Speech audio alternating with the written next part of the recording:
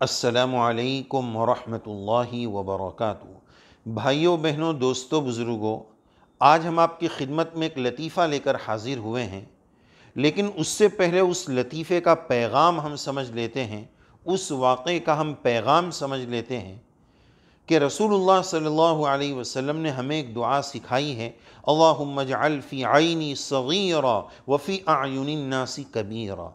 या अल्लाह, मैं अपने आप को अपने एतबार से छोटा समझूं और लोगों की निगाह में या अल्लाह मुझे बड़ा बना दीजिए।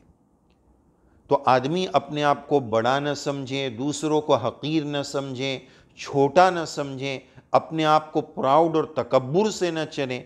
जो कुछ अल्लाह ने दिया है वो अल्लाह का दिया हुआ है, उस पर वो नाज और तकब्बुर न करें। जैसा कि बहुत सारे लोग इस तरह की चीज़ें करते हैं कि ज़रा सी क्या नेमत मिल गई तो उनके अंदर तकब्बुर आ जाता है। अपने आप को अच्छा समझना और बड़ा समझना ये फितरी तौर पर इंसान में होता है, इसको ख़त्म करने की ज़रूरत है। किसी बुज़ुर्ग ने फरमाया कि दो छोटे बच्चे हैं, एक बच्चे की उम्र 2.5 साल है और एक की 3.5 साल है। दोनों भाई हैं, छोटे बच्चे हैं। अब उस 2.5 साल वाले बच्चे से, और दोनों सामने हो, तो छोटे बच्चे से उस बड़े भाई के सामने पूछो कि तुम लोग दोनों में बड़ा कौन, नंबर 2 तुम लोग दोनों में अच्छा कौन। तो वो 2.5 साल का बच्चा बोलेगा मैं बड़ा, मैं अच्छा, वो बोल देगा। पता ये चला कि मैं अच्छा, मैं बड़ा, ये बच्चे में और इंसान में फितरी तौर पर है। इसको निकालने की ज़रूरत है, इस पर मेहनत करने की ज़रूरत है, अल्लाह से मांगने की ज़रूरत है। और इसी तरह एक हिदायत ये भी है कि हम गुनाह को बुरा समझें, गुनहगार को बुरा न समझें, उसके लिए हिदायत की दुआ करें। उसके लिए हम जो कोशिश और मेहनत कर सकते हैं वो करें। किसी को उसके गुनाह की बुनियाद पर हकीर न समझें, उसको आर न दिलाएं।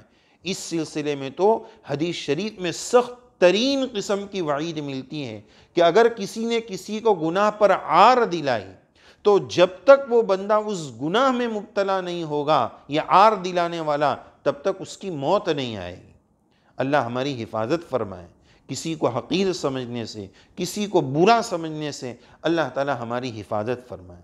और ऐसे ही एक आम चलन ये हो गया, पता नहीं आज सुबह से ये मनहूस का मुंह देख लिया हूँ तो मेरा दीन ऐसा जा रहा है, और इसकी नहूसत और उसकी नहूसत, ये इस्लाम में अब शगुन और नहूसत वाली बात है ही नहीं। इस्लाम में ये चीज़ें है ही नहीं। तो बहरहाल अब आगे नाज़रीन लतीफ़े की और वाक़े की तरफ कि 10 दोस्त लोग कहीं सफ़र कर रहे थे और सफ़र के दौरान बारिश आ गई और कड़ाके की ज़बरदस्त बिजली गिरने लगी।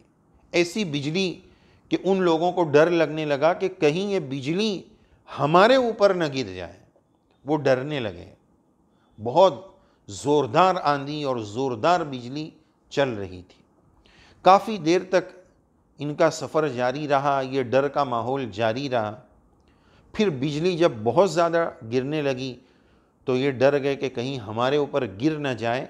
हम किसी एक जगह जाकर ठहर जाते हैं और एक काम ये करते हैं कि यहाँ हम ठहरे हैं, सामने एक दरख्त है, तो एक एक साथी जाएगा और वापस आ जाएगा, और जो वापस आ जाएगा गोया वो मनहूस और बुरा नहीं है, उसकी वजह से हमारे ऊपर बिजली नहीं गिरेगी। तो ये तय हुआ, एक एक साथी जाने लगा। एक जाकर आया, 2 जाकर आया, 8वां जाकर आया, 9वां जाकर आया। 9 में से किसी पर भी बिजली नहीं गिरी।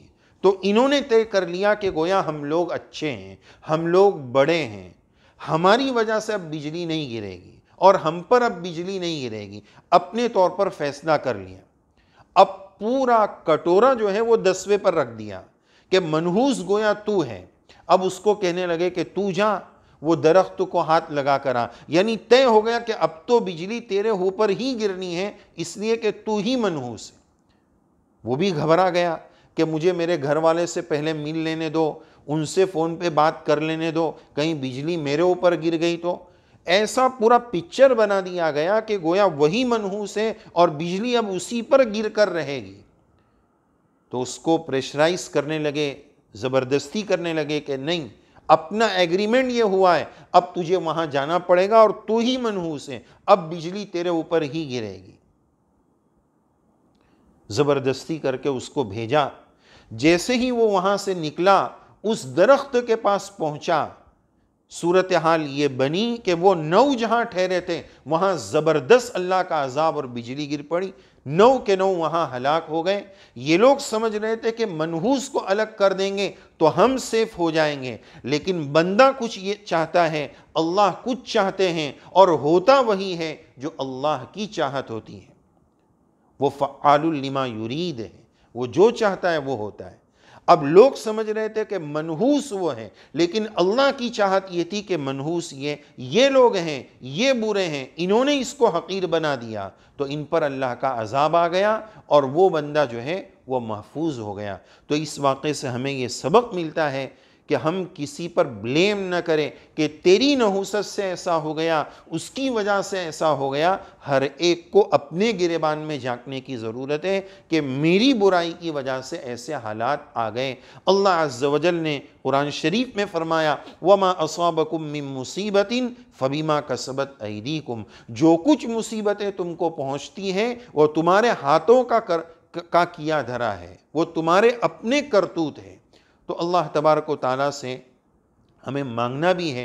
अल्लाह ताला ने आगे तो ये फरमाया, वयाफ़ु अन कसीर, हमने बहुत सारा तो माफ़ कर दिया है। अल्लाह पकड़ने पर आ जाए तो एक सांस लेने की मोहलत न दे, एक रोटी और दाना पानी न मिल पाए, लेकिन मेरे रब का करम है कि उसने सत्तारी की चादर फैला रखी है। हमें उससे अपनी मग़फ़िरत को मांगना चाहिए, और सबसे ज़्यादा गुनहगार अपने आप ही को समझना चाहिए। किसी को हकीर समझने, किसी को गंदा समझने और उसके गुनाहों की वजह से उसको मनहूस समझने से अल्लाह ताला हम सब की हिफाजत फरमाए। बड़े बोल से, बड़ी सोच से अल्लाह ताला हमें महफूज फरमाए। छोटा बनकर रहने की हमें तौफीक नसीब फरमाए। बड़ा बन जाने के बाद तो माँ भी अपने सगे बच्चे को अपनी गोद से उतार देती है।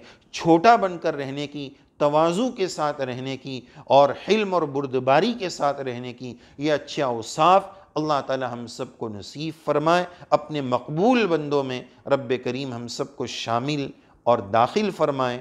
आमीन या रब्बल आलमीन।